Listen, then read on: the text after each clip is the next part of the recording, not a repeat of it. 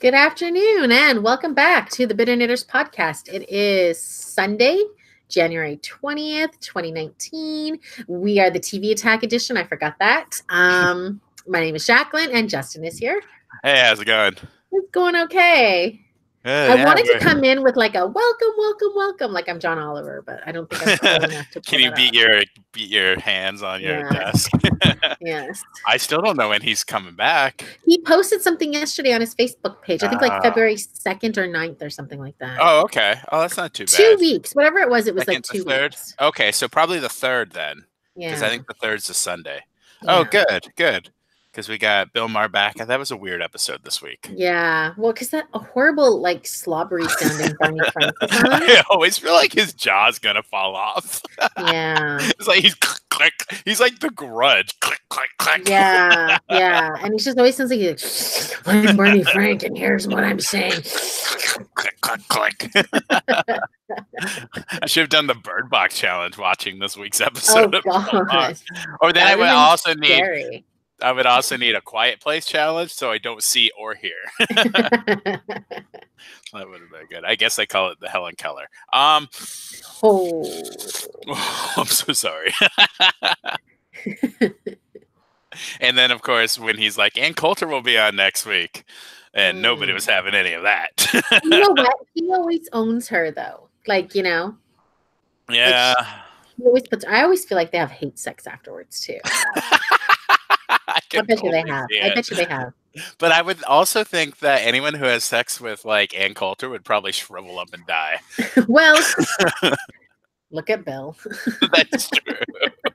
The only thing keeping him alive is the weed. The weed. So we'll go ahead and talk a couple of news items, and then we'll talk a couple shows, including our favorite new show of 2019. Sorry, our favorite new show, The Millennium, The Masked Singer. Of all time, yes. Of all time. So let's talk a couple news items. Did you see, according to a report in like UK newspapers or something, who they've cast as Margaret Thatcher in season 4 of The Crown? No.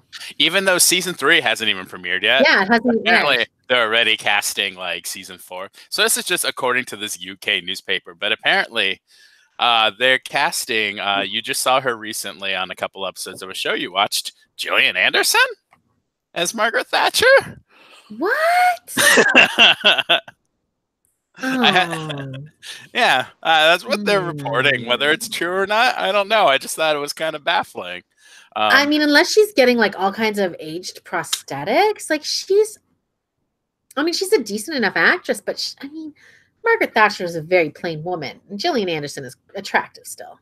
Still, yeah. I think she looks better now than she did like her first couple seasons of Scully on X-Files. Yeah. Because you look at her now, and she looks so like young and boyish. Yeah, not the right words, but she definitely looks. She still looks good, and she's sexing it up on that Sex Education show, right? Yeah. She's pretty sexy on that. Ooh, which is on Netflix. I haven't watched any episodes. I know you've watched a couple.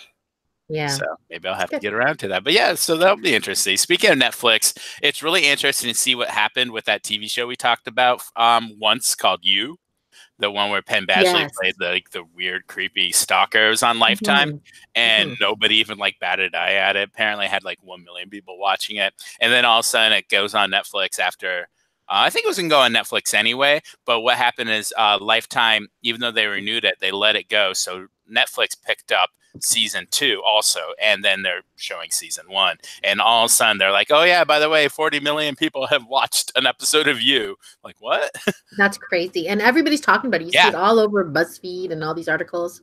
Everything I listen to, everything I watch, all of a sudden people are like, yeah, watching You, I'm watching You. And like when it was on Netflix, crickets. Nobody gave any care. Well, I think because people don't watch that station all that much. They associate it with like, romance movies and such, which is probably why they're getting out of the scripted series business and kind of sticking with their movies, because that's what everyone, I'm always going to associate it with Supermarket Sweep in the early 90s because that's what I watched Supermarket Sweep on. And well, I think we talked earlier this year about NBC possibly looking at a sitcom starring Kenan Thompson. They are ordering a pilot of that, so if it gets picked up, we can expect this to be Kenan Thompson's final season of SNL. Is it wrong I'm going to root against that getting picked up? I know. I kind of want him on SNL forever. I know. But the good thing is without him, they're not going to do that creepy sketch with Kate McKinnon making out with people. True. It's always like the most disgusting guest, too. I mean, that's a hard grind for a guy. I mean, he's getting up there. He's got children. So, I mean, you miss a lot of your children's lives working on that show because, you're there like literally all day and all night for, the week straight. Yeah. Yeah. So I can kind of get why you would want a normal show. But I mean, if he gets a pilot, he's probably going to have to move to LA and uproot his family. Yeah. Well, because I believe, I could be completely wrong, but I believe he actually, I don't know if he lives or has a residence here, but he actually lives in the Tampa area from what I've heard. And I feel like it's easier probably to go Tampa to New York than it is Tampa to LA. You would think so. At least it's the same time zone. Yeah, that's true. So it'll be interesting to see. I don't know if I want the show to succeed. I kind of want him on SNL. Yeah. Forever. Sorry, Kenan. Forever. Hulu canceled The First, which I did not finish watching. Did you finish watching The First? That was Sean Penn going to space, sort of. And yeah, I watched the very end. Yeah, they canceled it. I feel like it was very slow. I feel like it needed a faster pace. And we're also getting another revival from Netflix, a revival that's going to haunt me for years and years and years to come. Netflix announced this week they are rebooting Unsolved Mysteries, the cause of many nightmares. I assume comments, and I didn't realize that. I forgot Virginia Madsen hosted that at one point. Yeah, I think her and Robert Stack tag teamed it and co-hosted it together. Oh my gosh. Because I remember all of a sudden as a kid, I'm like, who's this lady teaming up with scary Robert Stack? Like, were they trying to like soften him? I don't understand. I just remember I still like close my eyes and I see a foggy alleyway with scary Robert Stack in his trench coat going, these people were murdered. Alien ghosts. They've never been seen again.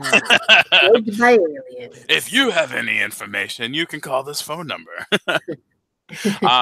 Apparently they're going to deal with like one unsolved crime every episode. It's going to be executive produced from the original creators and someone who works on Stranger Things. And yeah, it should be interesting. Also, I hope they do a lot more kind of like mysterious, like alien ghost things than missing persons, because I feel like missing persons, that's too real and is depressing. Yeah, the missing persons, the murder ones. Those I like listening. I listen to podcasts. I watch shows about them. I don't know. I just feel like Unsolved Mysteries should be like scary stuff. Like, oh, look at these alien lights. And as a kid, those are the ones that. Well, as an adult, those are the ones that have stuck with me, are the aliens and the ghosts. The ghosts, yeah. There was this one, I can't find it for the life of me. I've always tried looking for it. I don't know if I've imagined this, but apparently these families, this family was like haunted by this ghost. It was like a poltergeist type ghost just doing everything. And I can just remember him being kind of like pilgrimy looking. And so what happened is that they run out of the house because they're all scared of this poltergeist. They look in and they see the scary ghost face staring and smiling at them through the window. It has scarred me for years. Did they say, tell him Large Marge sent you? That has scarred me for years too. Apparently it was her birthday recently. Every birthday and death day of Large Marge, Pee-wee Herman on Facebook is always like, happy birthday, Large Marge. The actress or the actual Large Marge? The character. Because in the movie Pee-wee's Big Adventure, when they're in the diner or the rest stop or wherever, and they see her picture, and it has her, it's almost like a gravestone type thing where they show her birthday and her death date. And then that's how they know that she was dead after he was scared out by the ghost thing.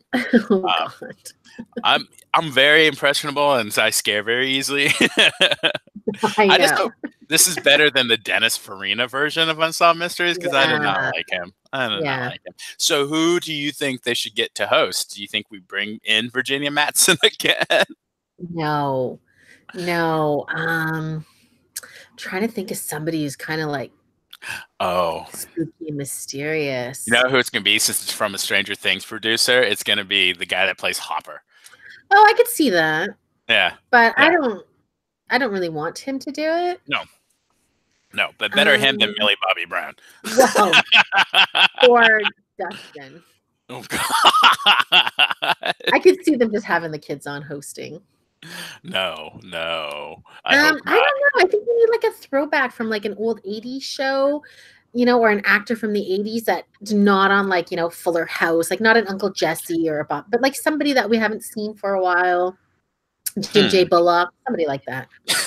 Who apparently is still alive. Because I'm going in my head, every name I'm coming up with, they are no longer with us. Caroline Rhea, your favorite actress? Oh, God. Could you take that seriously? No. What about Robin Thicke? Oh, God. He's a creeper. Maybe like somebody, I'm just trying to think of like people that, God, I don't know. Tim Allen. No. Like, is Phil Donahue still alive? I think he is. Phil Donahue. Not Geraldo, please. Not Chris Hansen, because he's having a little too much personal issues. I have to admit, when I saw his name, like Chris Hansen arrested, I was kind of hoping, ironically, that it was for pedophilia.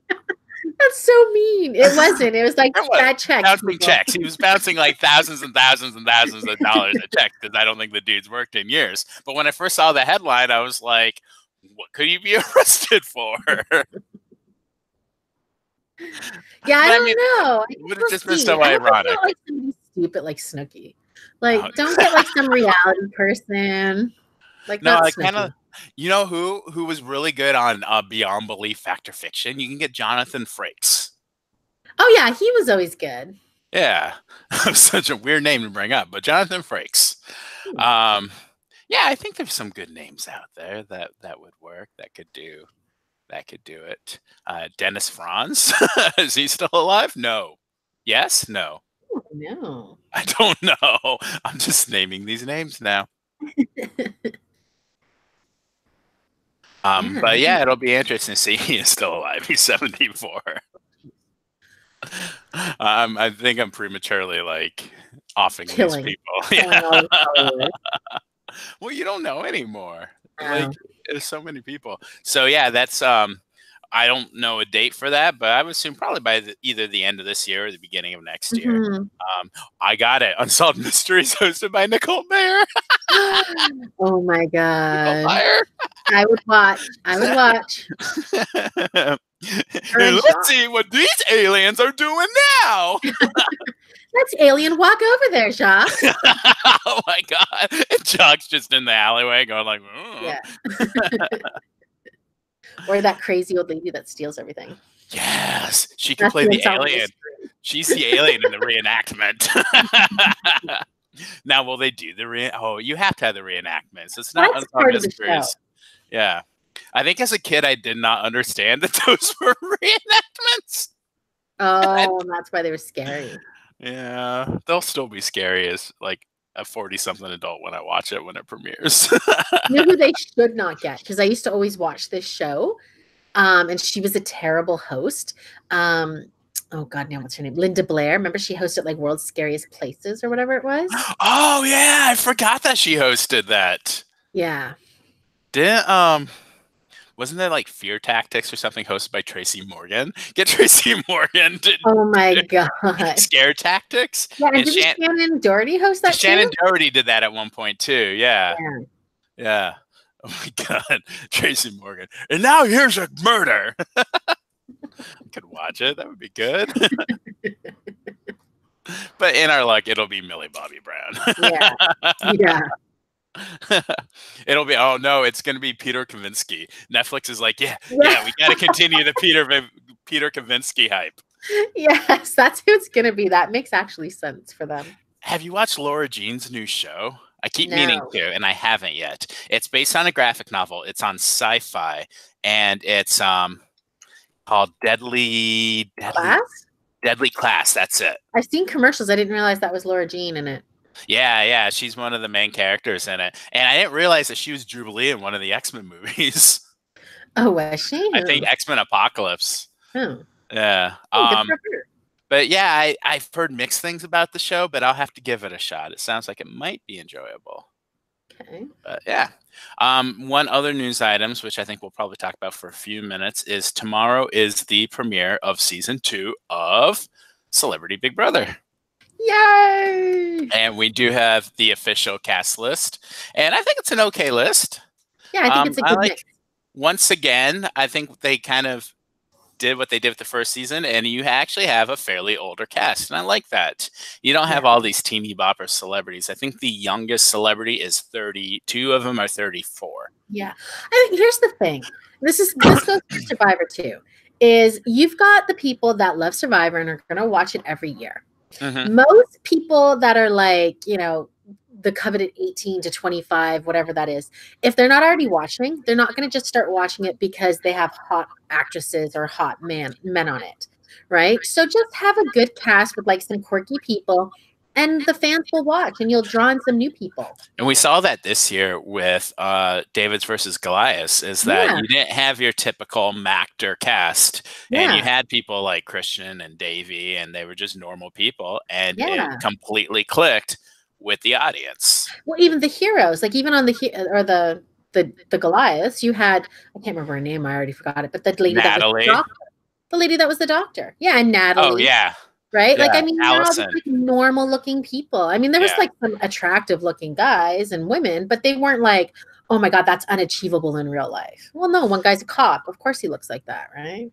Yeah, I mean, I thought it was a very normal looking cast, which is a compliment. I like that. I don't like. And the same with last year. They had like the one hot guy, they had the one hot girl, and everybody else was like cuckoo, you know? Yeah.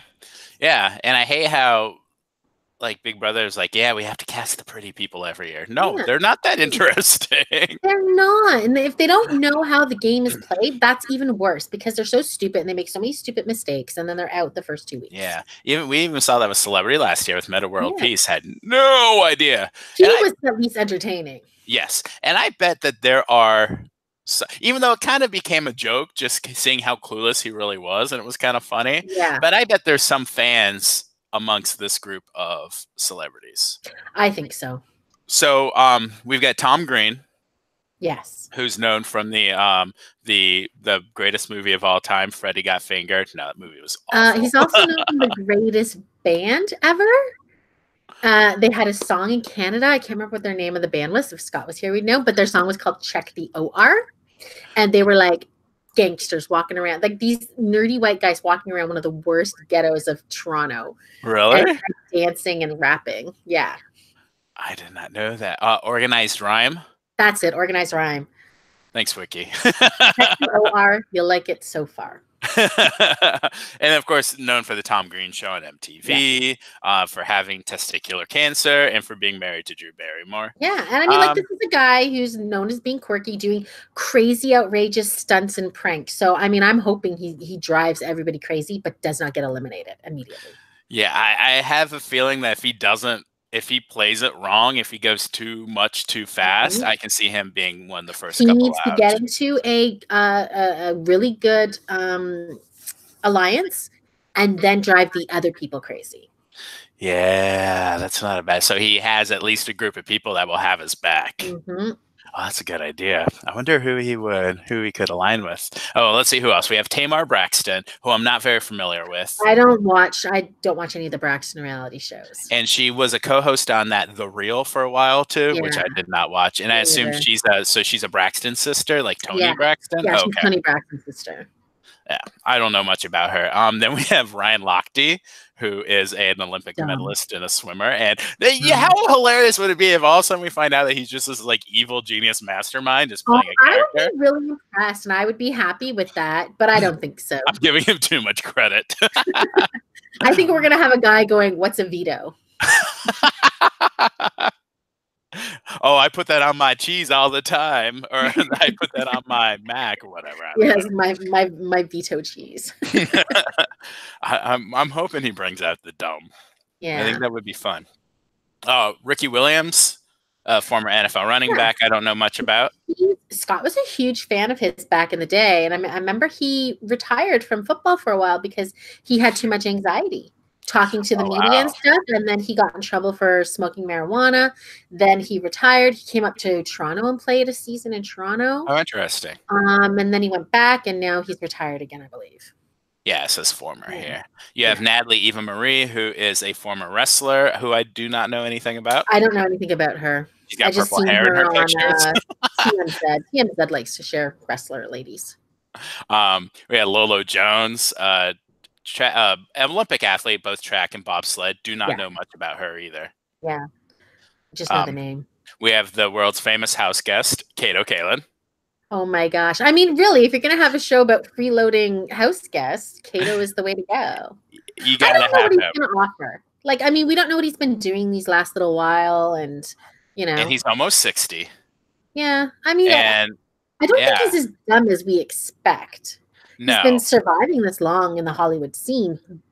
I think he could outsmart Ryan Lochte. Definitely. I mean, I'm going to call him just based on this list, my dark horse to win. Okay. Interesting. We have Candy Burris, who is on Real Housewives of Atlanta, and apparently also have co-written a lot of songs, including No Scrubs. Oh, I didn't know that about her. I didn't know that either. Yeah, I didn't know that either. And then we have Jonathan Bennett, who I assume is probably a super fan of Big Brother. I would think he's a super fan. Yeah, he's probably this year's Ross. He's known for being in Mean Girls. They still have a secret alliance with Dina because they have Lindsay in common. Oh, I just thought of that. Right I didn't even think about that. I was kind of thinking of another possible Dina alliance, which I'll get to in a minute. But I didn't even think of that. That would be the Lindsay connection. Yeah, that would be interesting. We got Joey Lawrence. Yes. I don't know what he's been. Oh, I guess Melissa and Joey. But Melissa and Joey show. Yeah, and I mean, didn't he win the Dancing with the Stars? Yes, yeah, he was on that. I mean, he's still in good shape, and he seems like a nice enough guy. We haven't really seen him in the tabloids saying anything mean or getting drunk and people or anything. So. I was listening to a radio show, and they're like, he might be too nice for this show. So it'll be interesting to see how he. Well, everybody thought Melissa and Ross were nice, and look how that turned out. Which still, they were playing the game. I don't have a problem. People. Well, you didn't have a problem with it, but their house guests had a problem with it, and just they were so upset with the way they. This is why you need fans in the house. Yeah. Dina Lohan, Lindsay's mom. Blowhand. And then we've got the Mooch, Anthony Scaramucci, who was White House Communications Director for 6 days. 11. Well, no, he was hired, and then he took the job 5 days later. And then, so from the time he was announced to the time he left, it was 11 days. He was only in the office for, I think, 6 days. Geez, that's so bad. Yeah. The Mooch. Now, the Mooch and Dina Lohan, I think both have Long Island connections. They're only a year apart from each other. I can kind of see them connecting in a way. Yeah. So to me, Lohan and Mooch is going to be. So maybe we got Lohan, Mooch, and Jonathan Bennett as their third. It would be interesting to see the Mooch because I've seen him twice now on Bill Maher. Mm-hmm. And the one time he came across as really kind of normal. I'm like, oh, the Mooch isn't so bad. Yeah, he was really normal that day. He had some good points. I didn't agree with what he was saying, but at least he came across as like level-headed. And you know what I mean? The next time, it was like he had just drank a full gallon of Trump juice. And was completely weird. Like he made no sense and he had no valid arguments and it was a totally different person. Yeah, that was weird because I even remember it was like he was so much better the first time he was on the show. I was like, I didn't hate the Mooch. Yeah, and then the next time you're like, I hate the Mooch. Yeah, I still hate him. Yeah. So it'll be interesting to see how he comes across on the show. So early pick for a winner. I'm gonna say an early pick for a winner. Maybe just, like I said, Kato Kaelin and my dark horse, but maybe an obvious winner like Joey Lawrence. Okay. I'm kind of thinking maybe a Jonathan Bennett. If he's a super fan, like I'm assuming, I think he's going to do well. Yeah, I think he'll do well too, actually. And I do think Kato's going to slide through this game. And I think Kato will get I think he'll get pretty far. I know nothing about this guy. This Jimmy Bennett guy, whatever his name is. What's his name? Jimmy Bennett? Jonathan Bennett. Jimmy Bennett was the one that got molested by Asia Argento. Yes. Different I think you did that one other time. Why are you laughing at that? That was not right. But I think Jonathan Bennett might be one of those guys that plays too hard and gets his fingers in too many pies and gets his fingers cut off, like kind of like a Shelley. Is that her name? Shelley? Shelley? Is that her name, Shelley? From a few years ago? Yeah, the old Yeah. busted lady. Oh God, yes. Yeah. That was her. All you Yeah. had to say was old busted. And yeah, maybe Candy. I don't know much about Candy. Yeah, I really'd have to see like Lolo and some of these people, like even Ryan, I'd have to see how he really is. You know, these people might have an amazing social game and pull out a win.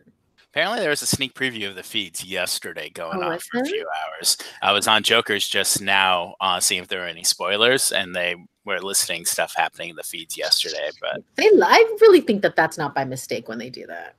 oh, I don't think it was. I think they. I don't know if they Oh, called okay. it a sneak preview. They made it sound like it was maybe something on purpose. I'm not sure though. So yeah, I'm so excited. Julie Moonves is supposedly going to be back, and I'm more interested to see if she's going to use Moonves or not. yeah, Because she did in the original press release, and then we got more or less news coming out after that. yeah. And there was even just up to a couple weeks ago, people were still speculating that she wasn't going to come back. That's her show. Like, on all honesty, I mean, really anybody could host the show, but that's Julie. And I was even tied to the scandal of her husband. I don't think that they should take that away from her. She's been doing it since 2000, the original show. The inception of it, yeah. And I mean, when you think of Big Brother, people think of Julie Chen. She's almost as much as a Jeff Probst with Survivor, Julie Chen with Big Brother. But I don't feel like she overextends herself like Jeff does. No. She's not in there like being like designing the house like Jeff would. No. If Jeff designed the house, it would just be pictures of Jeff. In dimples and abs. Here's when I was topless on what show was he on? Will and Grace? Oh, in a towel? 2.5 Men. 2.5 Men. Yeah. Why do I know that? Well, we know you're either the number one 2.5 Man fan or the number one Jeff Probst topless fan. I'm not We'll let the viewers decide. Can't just be Jeff Probst in general. No. I watched him on Rock and Roll Jeopardy. I used to watch that too. Yeah. I knew like 3 questions a game. The hardest Jeopardy ever. That was really Sports Jeopardy. Yeah, that's true. It's like I've Sports heard of people on Rock and Roll. Even if I don't know the answers, I've heard of them. Remember when Mark McGrath was a contestant? Yeah. Let's bring it back to season 1 of Celebrity Big Brother. Oh my gosh. I'll take rock and roll for $1 million. Oh my God. Oh, my favorite. So we have a show that premiered back on first week of January. I believe it was January 2nd on Fox that I have been talking about for about half a year now. And it is called The Masked Singer. And it is the most banana show that I love. It's so good. TV. As crazy as it is from the clips I've seen, it's not even as crazy as the Korean version. No. Like, oh my gosh, it's like an insane concept, and just the way it's carried out and so secretive and everything. Oh, it's so good. So what I've read was that this American version, at least, has been they're kind of using as to shop an international version around. Yeah. So we might see Masked Singer versions in other countries. That'd be cool. Yeah. I won't know most. Get us a British version. Get us a Canadian version. We'll still be like, who's that? I think we'll get a British version of Masked Singer. Yeah, I'm sure there'll be an Australian. Australian does a version of every show. Yes. That's so true. They did the Mole, Beauty and the Geek. Yeah, we have a lot of better. They do it better. They always have done it better. Good. Their Beauty and the Geek was better than any other version. Yeah. Their Survivor has been solid the last couple of years. I think that Australia would be good, even though I don't know how much you can improve upon the Masked Singer. Yeah. I think if you just kind of stick with the basics, and it really comes down to costumes, the singers, and I mean the judges are whatever, but I enjoy the judges because they're so stupid. I feel like you could almost when we first heard about the show, like I hated the judges panels. I'm still not a huge fan of them, but I feel like you could have any 4 people in that spot. Yeah, you could. And I hate to say this, as much as I know he's a total slime bag, I kind of don't hate Robin Thicke on it. Oh, I don't like him. I think he's like, it makes me laugh every time he stands up and he gets all like perverted over these people. Like it's gonna be LaToya Jackson. Dude, you know what she looks like. It's Tori Spelling and her wonky boobs. Sit down. Sit down. He does get so horny by all these masked people. I know. God, what will he do when next time the peacock comes out and sings. Just jizz all over the place. So yeah, you got Robin. Yeah, he's just there to be the horn dog, I guess. Yeah. Well, he knows. I mean, he's been in music, so he knows what a singer should sound. Because you have two people that are non-singers, right? Yes. So you need to have somebody who understands what good singing is too. Like me, just not being a real singer, I can be like, "Oh, that sounds good," but they're like, "That's not professional." Right? There's a difference. Nicole Scherzinger is going to love you for actually calling her a singer. No. Well, I mean, as much as she's a poor, she can sing. Yeah. If you could vote anyone off that panel and replace them next season, who would it be? Jenny McCarthy. Yep. Jenny McCarthy. I don't find her funny. I don't find her interesting. Her guesses are stupid. I don't like her. And then you have Ken Jeong, who's funny. Oh my God. And then Nicole Scherzinger, who somehow is the smartest person on the She's panel. The smart one. I don't know. It's come to this where Nicole is the smart one. It's like suddenly Paula is the smart one on American Idol. Like, what the fuck? Put Paula, get Paula on this panel. That'd be amazing. Yeah, I know you. You're David Archuleta. She probably can't keep the show straight. Where's Simon? Randy, is that you under the monster? Oh my God, it could be. Yeah. They could a giant. Randy plays bass. He didn't sing. A giant cat costume. She'd be like, "Is that you, DJ Scat Cat?" By the way, spoiler: someone on Reddit posted a video of. Should I say who we think? Yeah, we're going to be spoiling who we think everyone is. The monster is a lot of people believe that it is T-Pain, the singer that infamously created horrible autotune. There's a video of him singing "I Don't Want to Be," which is what the monster sang, and it's like that voice. It's him. I 100% believe it's him now. Just like there's an interview with Marie Osmond on TV. Did you see this a couple weeks ago? I heard about it and read about it, but I didn't watch the interview. And the interviewers were like, so have you heard about the show Masked Singer? Everyone thinks your brother Donnie's Peacock. Do you have anything to say? At first she's like, no, nothing to say. And then they like keep running against these clues. And she said at one point, it's like, oh, I told him he made the clues too easy. And they're like, we got you. Oh, so wrong. I also saw, was it you saying? They said to somebody, maybe you'll be asked back as a judge. And he said, oh, maybe. Maybe I read that somewhere else. Oh, that wasn't me. I read it on Reddit, but who were they talking about? I don't remember. But they basically had said, oh, maybe you'll be asked back as a judge. And the person responded with maybe. So it's interesting because you take 12 celebrities and they're in these giant elaborate costumes and they're singing a song and one gets eliminated every week. We find out who they are. That's the entire show right there. Yeah. And so far we've had 3 people eliminated. Week 1, we had the hippo, who was NFL player Antonio Brown. I did not know who he was, but he's a currently active player. He's fairly famous. I knew who he was. And I wouldn't have recognized him if you didn't have Nick Cannon going, it's Antonio Brown. I'd be like, who? I would be like, ooh. Last week we had the pineapple eliminated, who is Tommy Chong. Easiest one ever. That was, you could tell. There's so many ways. Even without the clues, that voice was Tommy Chong. Oh, 100%. Even though everyone else thought was like Matthew McConaughey, the judges. No, that was one of the guesses for pineapple. Yeah. And then this week we had the deer sent home, who was Terry Bradshaw. Which I knew it was him. As soon as I heard him singing, I'm like, that's Terry Bradshaw. Yeah. I love, though, what Robin Thicke said at the end. He's like, as soon as he saw the clip of him laughing, because I thought the same thing when I was like, oh, look at him laughing. That's such a Terry Bradshaw laugh. Oh, really? And yeah, because Scott watches so much Fox football, right? I've seen Terry Bradshaw a million times. So I knew it was Terry Bradshaw. But to give Nicole credit, she said that before she did. Robin did. She did. She said it early, like while they were still singing. When they came back and said, who do you think it is? That's when Robin Thicke said Terry Bradshaw, because he'd seen the clip. Yes. The laughing. Yeah. So then we've got what, 9 celebrities left, and then from the first grouping of celebrities, we have the Peacock, who is 100% Donny Osmond, 100% Donny Osmond, and then we have the Monster, who is 100% T-Pain, which I think is kind of a good career move for him. Fantastic for him, because like.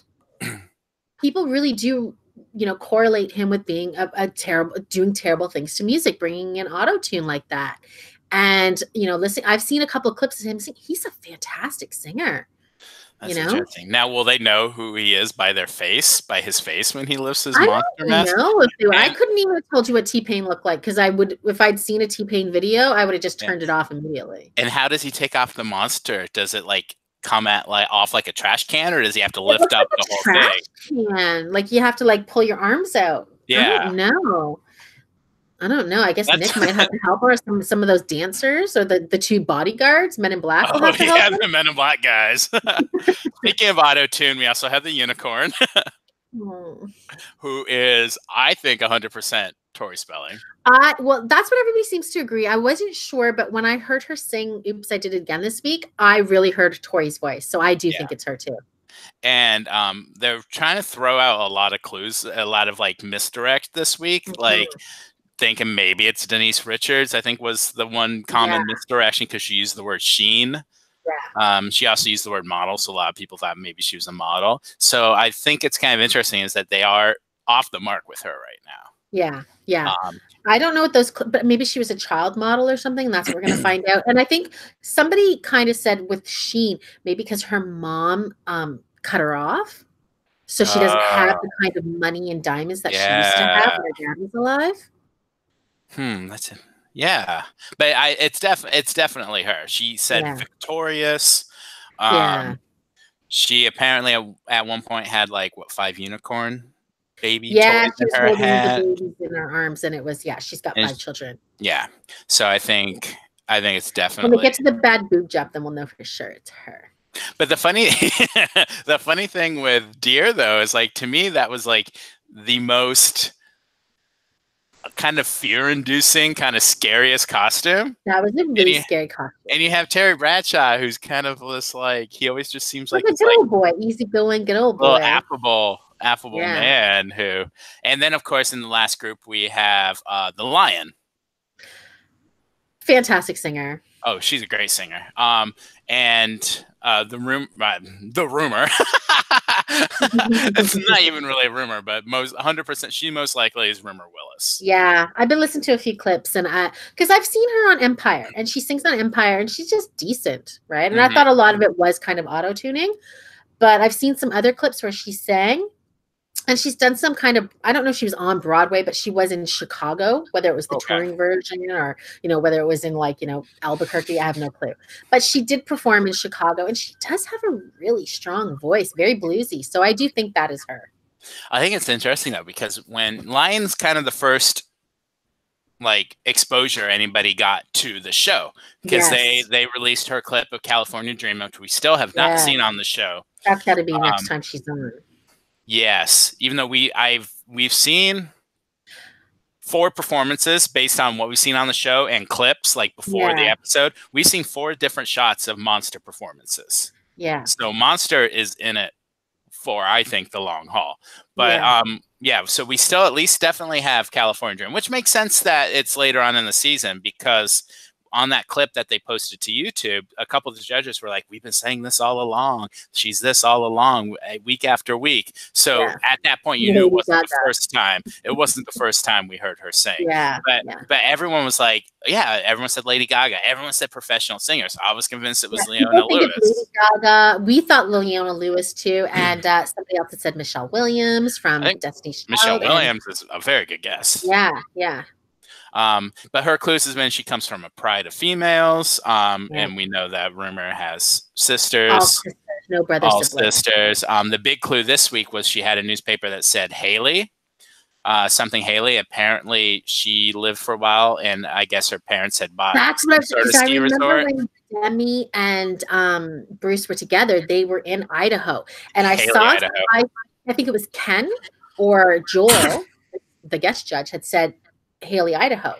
And I was like, oh yeah. And I didn't even think to pursue that, because I was like, that's the clue. Yeah, that was the big clue. So that's got to be Rumor. So I feel actually really comfortable with all 4 of the remaining week 1 people. Yeah. So I feel good with that. Now the one thing was the week of the trans in Jacqueline's mind. I literally thought every single person except for the bunny was a transgendered person. Anytime someone would come up, you were like, "That's a trans." I really did think they were transgendered. I'm You sorry said if that I with offend anybody. I wasn't trying to be offensive. I really just thought that they were kind of one of those, like, androgynous Well, voices. here's the thing. They are in costumes. They are in masks. You cannot see who they are, so you can only base off of a voice. Yeah. And that's what you heard. I mean, Well, and Raven, they didn't even give us a pronoun. So yeah. we didn't know. So I really did think that that person was a transgendered for Well, the funny good thing with and with Raven, when you see that costume, you're like, that's a masculine costume. Even the judges, like before Raven started to sing, they were like he. They kept using male pronouns. I thought Raven was a he as well. I did too going into it. And I kept counting. I'm like, there's one more male than female. That's weird that they didn't keep it even. And then as soon as we heard, then the clues started coming out online, and I'm like, what is Raven? And then once Raven started to sing, it was pretty obvious that they were not a male. Yeah. But yes. So they're a talk show host, and they it's Ricky Lake. Yeah, I think so. I've come around to Ricky too. It's Ricky Lake. And then you have the Bee, who has started singing in the 50s. Yeah, so she's been around for a long time. Most people think she was in the news this week. Most people think it's Gladys Knight. Yeah. That's the only one I'm not 100% sure on. I'm like probably 98% sure, but I feel like there's still a little chance it's somebody else. The Bee? Yeah. The one that I'm not 100% sure on is Alien. Like, everyone seems to say LaToya. I'm not 100% I don't think that's LaToya's voice. You're right. I don't know who Alien is. I forgot about Alien. I don't think that's LaToya's voice. I mean, LaToya, back when she sang professionally all over the place, had a high Jackson-sounding voice. Here's what I'm going to need to do. I've seen some... This got to be a kid, because he can't spell anything right and everything's grammatically wrong. Maybe a foreigner. I don't know. Someone from another country. But I've been watching YouTube videos of this person. They've been slowing down the interviews, I guess. And so you can kind of hear more of what their voice sounds like. I guess been doing something. And I haven't seen one for the Alien yet. So I'd be kind of curious to see the Alien. But it definitely... I'm not sold on that one. A lot of people say LaToya Jackson, just not sold. That's the Alien. And then we have the Rabbit. The Rabbit. Now, I'm convinced now. I'm convinced now who it is. Okay. So what's funny is I am too, even though I'll get to this in a second, but his clues are like, I performed with group with guys. We always sing synchronized. It's got to be me. He said something about a pop. I had that kind of pop. Yeah, 100%. I was popping up all over the place or something like that. So unless they're like misdirecting with 8,000 clues, which is not possible because Tommy Chung said Up in Smoke on that very same week, that it's definitely an NSYNC member. And so definitely not Justin.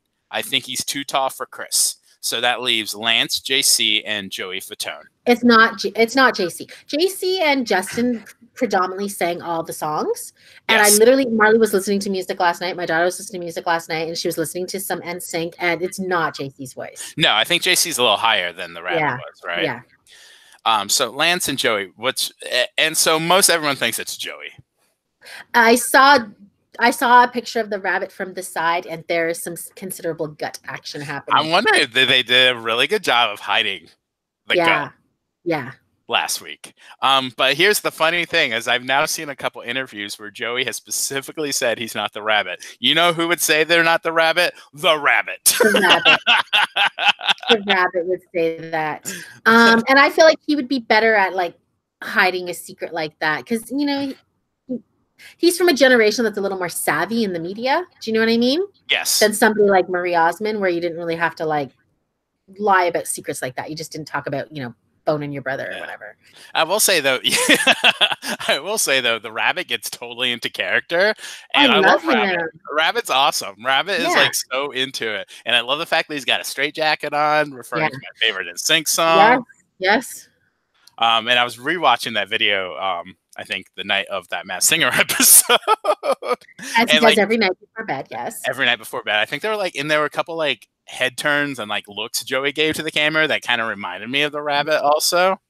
Just the way he kind of dance and the hands come out, definitely a boy band. Yeah. I do. I'm 100% believing it's Joey Fatone, that one. Yeah. Yeah, I think so. I think so. And it's funny in that interview, he's like, "Well, it might be one of my other instincts. Well, I'll have to keep watching, and I have my guesses." And it's like, dude, it's you. It's you. Should've just been like, "What's the Masked Singer?" and played dumb. Jeez Louise. Well, still better than Marie Osmond. Like that was. And who else? We have the unicorn. We talked about the unicorn. Oh no, who's Oh, the that's last right. one? Poodle, Poodle. Poodle, that's it. I always forget Poodle. Yeah. Always forget Poodle. And we know it's Sean Spicer based on SNL last night. Yeah. I didn't watch that. No spoilers. Oh, sorry. No, there was a joke about the mooch being on Celebrity Big Brother. He's like, well, and as we all know, Sean Spicer's been doing reality too, because I can confirm he is the poodle on Masked Singer. I kind of wish that Spicer was on Big Brother instead of the mooch, because Sean Spicer loses it so quickly. Yeah, and that was one of the original rumors, was it was Spicer. Yeah. But the mooch is definitely much more of a media Yeah. whore, so Yeah. it makes a lot more sense. Play up to the camera for sure. So we've got the poodle, and the poodle's okay. The poodle had a fine voice, a good voice. It wasn't like Poodle's not going to sell a million records singing. No, but you don't cover your ears and go, "Oh, geez." No, I thought she was fine. She was so much better than Unicorn. She's better than Alien. Yeah. Better than Pineapple. Yeah. And the thing is like, even we know like Terry Bradshaw's not the worst singer. His performances weren't very good. At the same time, they're performing in these giant costumes. Yeah. And so it's got to be kind of a little on the harder side. So the poodle, the rumor is that it is Margaret Cho. Yeah, because she said she's from San Francisco. She said something about being in the gay community, right? Mm-hmm. And that she came from a family of singers. But I mean, her family could just sing and sound good and not. Yeah. That musical family one isn't where I've been able to really find a connection yet. Yeah. The one thing that I'm seeing people not calling out is what I hope this was true on Wiki, is we always see Poodle, like the hints, she's always like on a phone. She has a phone in her hand, like a landline phone. And according to her Wiki, like starting at the age of 15, she worked as a phone sex operator. Yeah, I remember you saying that. And so that's a connection right there. But I mean, like her family could all be, I mean, like, not to make a stereotype, but like Asians love to make their kids play piano or violin. So maybe like everybody in her family plays an instrument. They're just not professional. Yeah. And I did see, and I think I mentioned this to you, that I saw an interview with, I think it was Nicole or Jenny, and they're like, oh yeah, one of the judges, when somebody got revealed, was like, oh my God, I work with you. How did I not know it was you? Ken and Margaret have worked with each other before. Okay. He even opened for her when he was in college, and she came to his college as a stand-up comedian. Oh, that's crazy. And I guess she appeared in one episode of his sitcom, that Dr. Ken show, a couple years ago. Young. But apparently, I thought that was kind of surprising. Like 17 going to his college? Like, what the frick? I mean, maybe it was when he was in medical school and you'd be a little older. Maybe. Let me see. That's a good question, because he did. I guess she's what, in her late 50s, early 60s? So he's 49. He's 49 and she's 50. That math does not work. Well, I mean, but she started to get famous. You're right. It was probably medical school, right? Yeah. So he'd be on the older side. Yeah. And she did get, I think she started touring when she was fairly young. Yeah, and she's doing colleges. You're not like Chris Rock level yet, right? Or Eddie Murphy level. Yeah, if you're touring colleges. And if you think about it, that the first time I ever saw her was when she had that All American Girl sitcom on ABC. That's the first time I saw her. And that was like in the early 90s. So she we're talking already about been famous to get a TV show, like in a comedy scene. Yeah, so that was 24, almost 25 years ago, maybe a little bit more. And so she was in her early 20s. That was him like 23 in college, which would make sense. Perfect. Yeah. There we go. There we go. Now the math makes sense. Yeah. So that'll be kind of fun. As we said, Joel McHale was on this week as a guest judge. I thought he was funny because none of the other judges have kind of pointed out the absurdity of everything. Yeah, and the whole this show is batshit crazy. What's going on? Weird. What's happening? And I kind of appreciated that from him, because and she just bring more friends. Like, forget all these other people's friends. Like, next week he should bring Aquafina. I know you don't like her, but I kind of love her. Every time I see her, no, I have no problem with Aquafina. She's kind of odd, kind of weird, but I thought she was one of the. She cracked me up in Crazy Rich Asians. She's so funny, and just all the interviews I see her in, she's so kooky and funny. Yeah, that'd be funny. That'd be awkward if like, okay, She's a rapper, so she knows music. That's true. That'd be funny if Ken's like, okay, I'm going to invite all my friends. Hey, Margaret, would you like to? I can't. I'm busy. Go on the night that Poodle's that would be a good real fake out. That would be a good fake out if she like showed up on a night that like Peacock and Deer performed. Yeah, that would have been amazing. That would have been hysterical. That's a good way. That would be a good fake out. Do that next season. I'm sure you guys are listening to us. Oh, of course. So the ratings have been fairly solid. So I think we'll get a season. There's nothing on, and it's a compelling show where people it's one of those shows where you want to see what's going on. I don't know if it's necessarily hear the singing. I mean, somebody like T-Pain or Lion, you're going to be like, oh wow, that's great. But you just kind of really want to see. It's all about the mystery behind it. Yeah. And seeing these huge giant costumes, it's hysterical.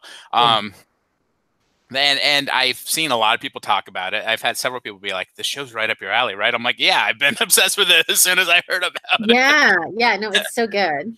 But I think we'll get a season 2. Now, my recommendation, my recommendation for a season 2 is to take it easy with the clues. Yeah, take it easy with the hints. No up and smoke.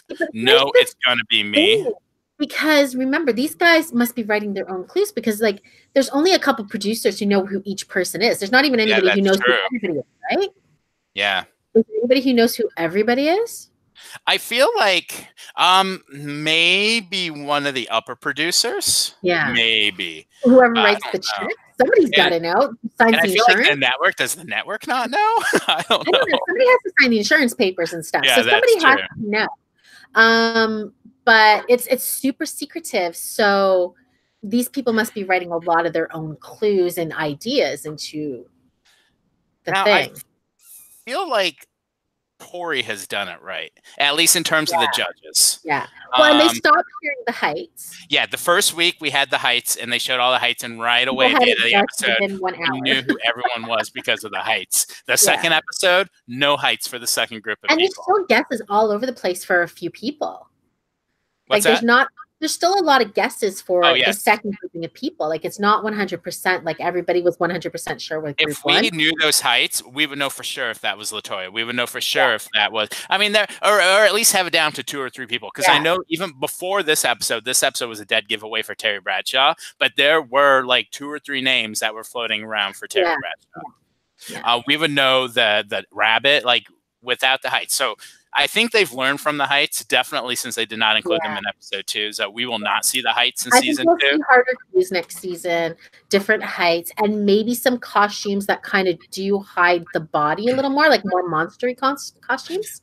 The monster is a great costume because you cannot see. Yes, you cannot see who that is. To some degree, more. Like, I mean, yeah, you can see her figure, but you can't see even a scrap of skin. Yeah, the lion, and I feel like the bee's kind of an interesting one too. Yeah. In terms of hiding, and the raven. Yeah, raven is good because that's a very androgynous costume, masculine, but there's a little bit of femininity to it. Yeah.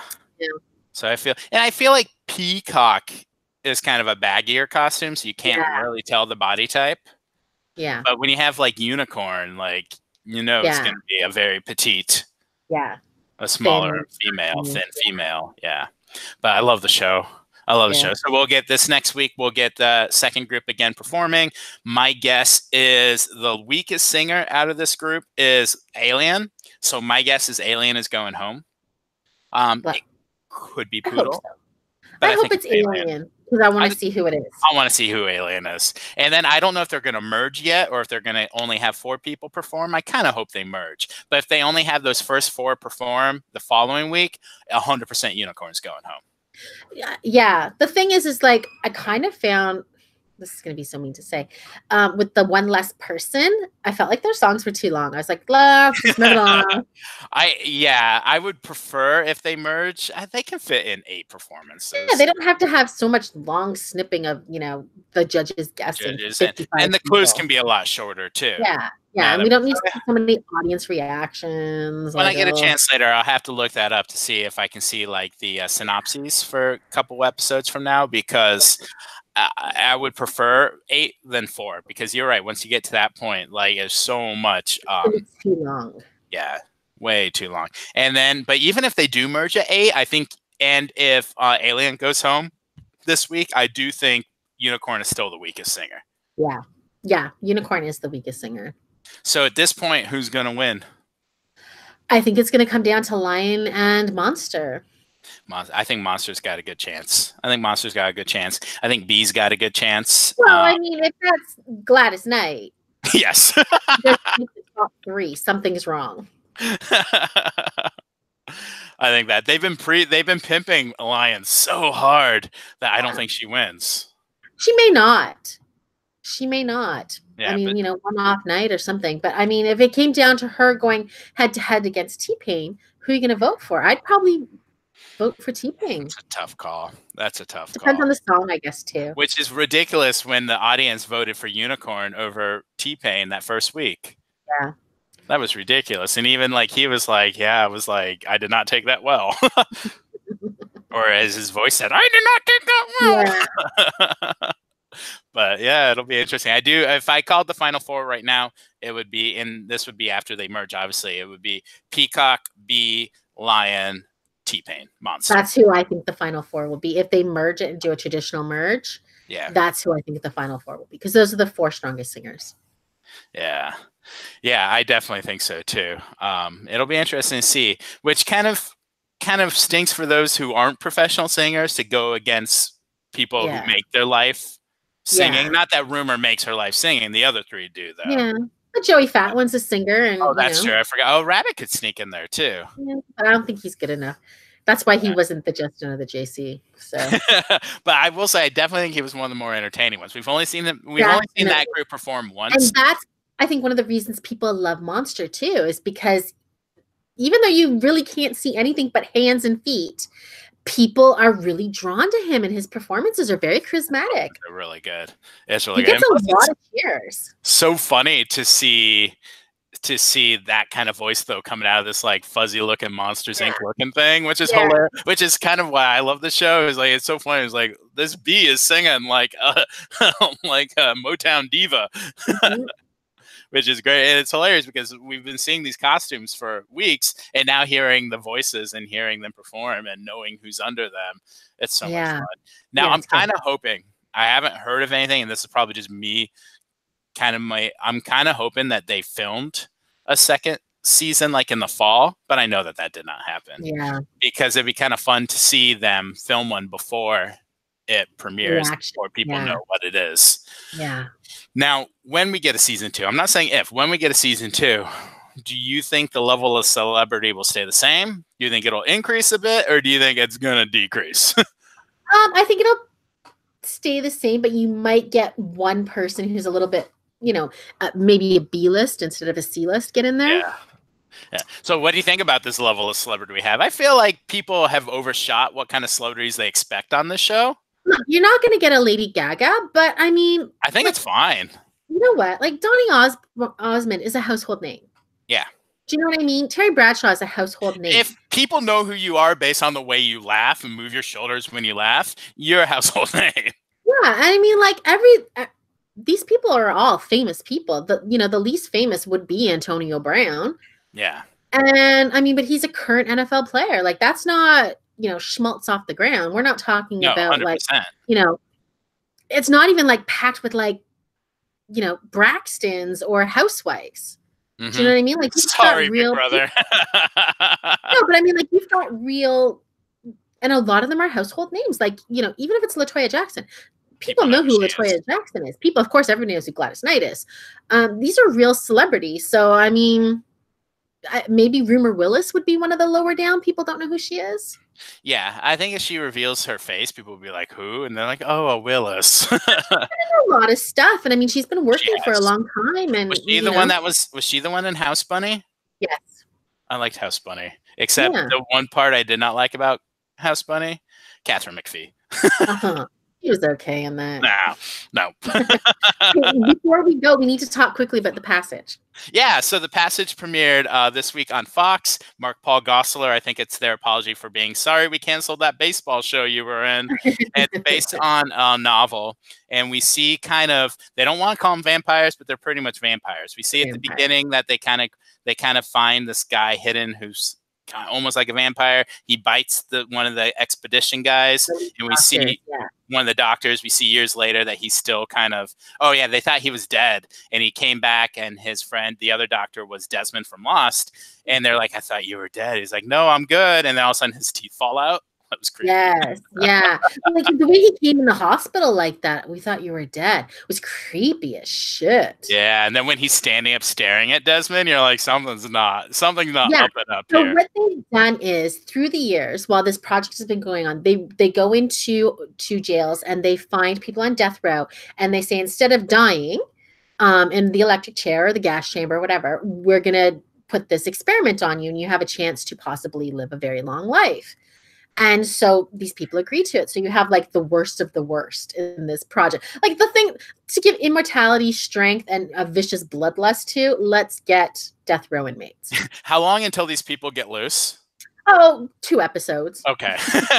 And they're focusing on this one. There's each one they've noticing that depending on who they do, younger people, health issues, or wedding, that the test has gotten a little better with some of these people. The virus doesn't affect them. So like the youngest person they've done it on so far was a young blonde girl, and she looks fine. She looks perfectly normal. Other than she wants to rip your throat out and drink your blood.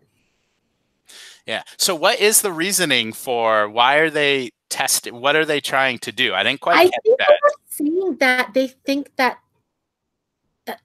I don't remember exactly what virus they were saying, but they were saying like all these viruses were spreading around the world. So and it's a way to fight viruses. Like they're trying to help humankind, basically. They're rational. So we have Mark Paul Gosselaar is kind of the guy who travels around to talk to these inmates to get them to agree to it. He and his ex-wife, I assume that they lost a daughter.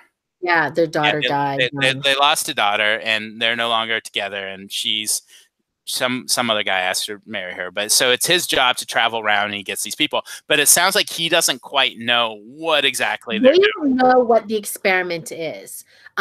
He doesn't understand what's happening. He's never been down in the basement. He doesn't know. But I feel like he gets to a point where he realizes that he's never seen any of these people ever again. Correct? I think he realizes that it's human experimentation, and it's all fine and dandy to do it on these scum, but now they want to recruit a little girl. Yeah, so they're like, okay, well, this other guy coming in, he's 25, but like, no, this work is working better the younger these people are getting. Yeah. And then they're like, you're not saying, are you? And they're like, yeah, let's get a little child. let's get the doctor, because the doctor's a black lady. I thought that doctor was gonna get her own child. Oh God. I was like, that's horrible. That would be awful. So they specifically want to do someone who kind of was not connected to anybody. So nobody will miss. Yeah, I think her name is Amy. Yeah, but who's going to be missed less than a random little black girl? No one misses that. That's the sad truth. That's the 100% truth of that show. And her mom had just passed away, so she had nobody. And so Mark Paul Gosselaar got his job was to go and pick up this girl, pretty much kidnap this girl. We're from the Children's Aid, and we're coming to pick her up and bring her to a new thing. But the girl was smart. Yeah. She's like, it's not guys, women come, and where's the papers and all this where's stuff. this and where's this? And they grab her, and he's with some other guy that works. So it's 2 of them, Mark Paul Gosselaar and this other guy.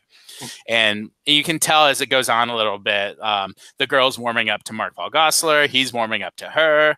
And he's treating her as a human and giving her some respect. And the other guy's just like, who gives a shit? Oh, yeah, it's a job. It's a job. And then I think that's when he's on the phone with his ex-wife. They talk about the daughter. She's like, oh, I'm getting married. And to me, that's what did a turn. It was like kind of 180. All of a sudden, he's like, I must protect this girl, which we didn't see Did I miss something?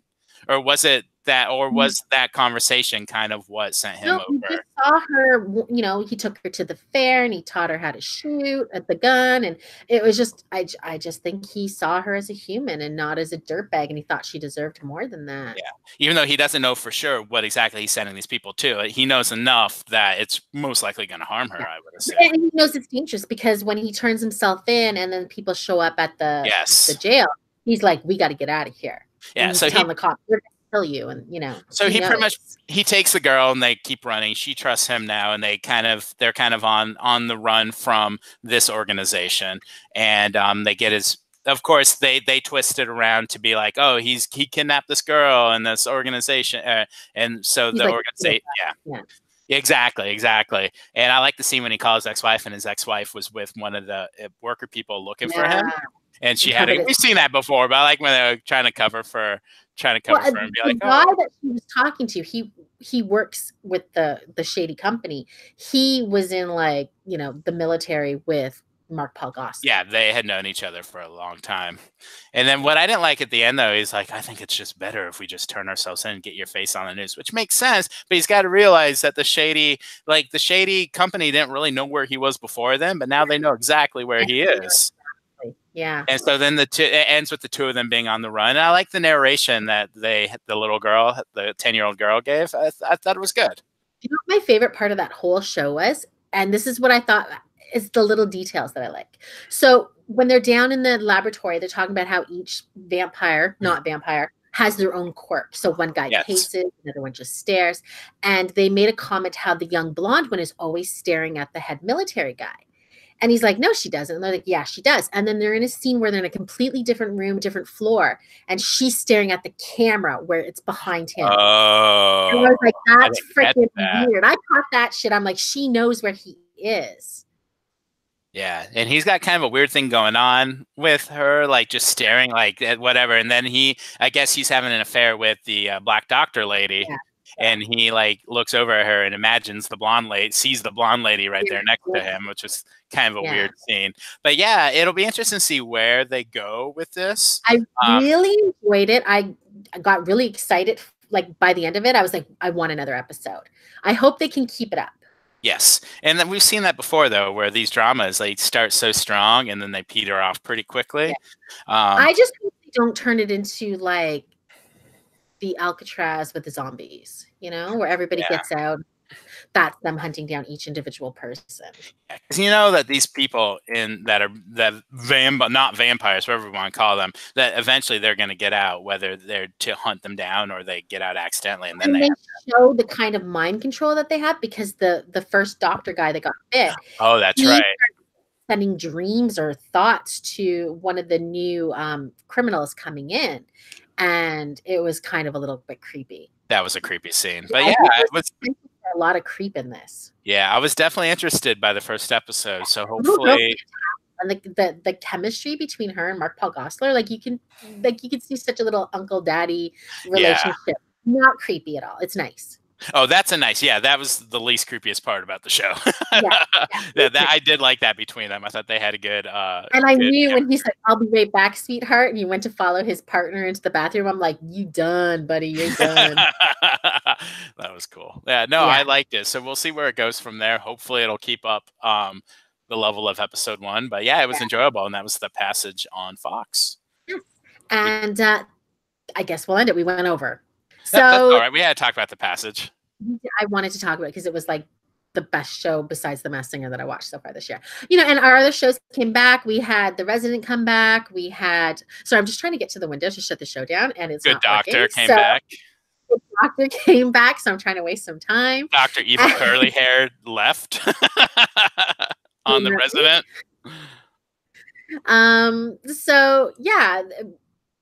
Good shows are coming back. We had Saturday Night Live come back, which I'll have to watch.